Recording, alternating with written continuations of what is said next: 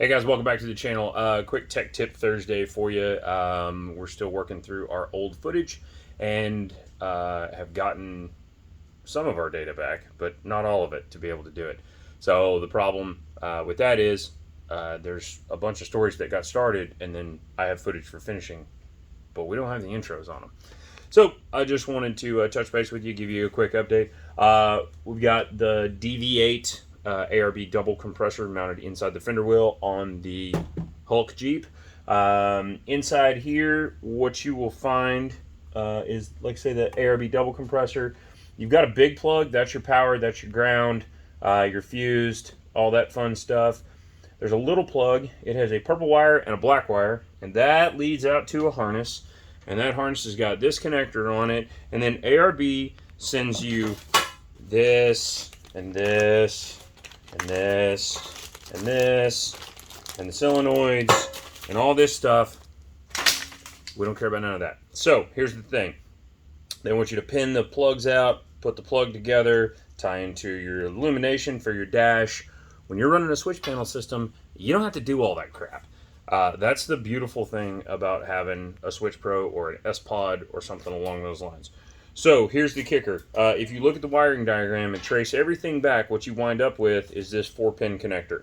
And one of them is power coming in, the 2 solenoids, and then a ground circuit. And that's it. So yes, there is an isolation switch where it won't engage the lockers unless the compressor's on. But here's the thing, unless the compressor's on, the lockers ain't going to do anything even if you do actuate the cylinders. So, to me, it's kind of silly. Anyways, so we're going to take this. She gone. Alright, so what it boils down to is the other end of that connector is these 4 wires. Same ones. You got purple, which is red, that way. You got black, you got green, and you got yellow. So, on this end of it, same harness, there's a green and black and a yellow and black. And then you got the weather pack with the purple on it. If you take your meter and give yourself some continuity, and you go to green, and then you come down here, and you go to green,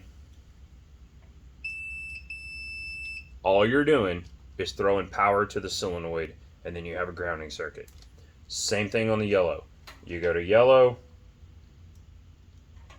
we back probe the yellow on this solenoid circuit, same deal. All you're doing is 12 volts in, 12 volts out. And then if you go to the black, all the blacks, and even here, this one's sealed up, so, but even here, that's all to this one wire. So, all you've got to do when you're using a Switch Pro or an S-Pod or a trigger or a aux beam or whatever the hell it is you're using, you got to go ground here, you go power to your compressor circuit, you go switch 1, switch 2. Now whichever way you plumb those, front and rear, is entirely up to you. And if you only have one, either a front or a rear, you don't need, you only use one of these. So, green is for switch 1, yellow is for switch 2, or vice versa. Purple triggers your compressor, and black goes to ground. You do have to hook this to ground. It does have to be connected somewhere, whether it's to your switch panel or to the chassis.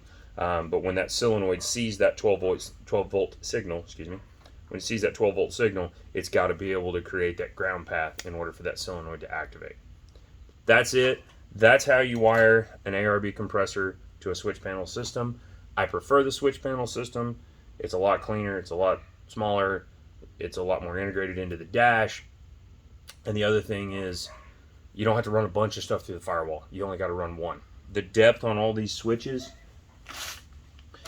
by the time you add this inch and change and then all your connectors and have enough room to get your wiring in and out, in a Jeep specifically, there is no depth behind the dash. You got a lot of flat places, but there's structural material behind there. There's knee airbags. There's modules for, this, that, and the other. So I prefer a switch panel system, especially if you're running more than, say, 2 or 3 circuits. If you're running 2 circuits, you're not really getting your money's worth. But we're tying up 3 of our 6 just with the compressor and lockers on this system. So then we've had to take all the rest of our auxiliary lighting circuits and tie them into other creative avenues for the vehicle.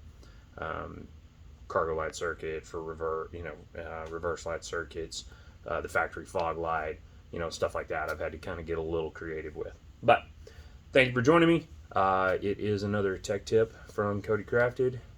Check us out on Instagram. Check us out on here on YouTube. Like and share if you would please with your friends. And if you're not subscribed, consider subscribing. We try to post every week. We got a ton of backlog of great content and cool projects. Hashtag build cool shit. Thank you for joining. We'll see you on the next one.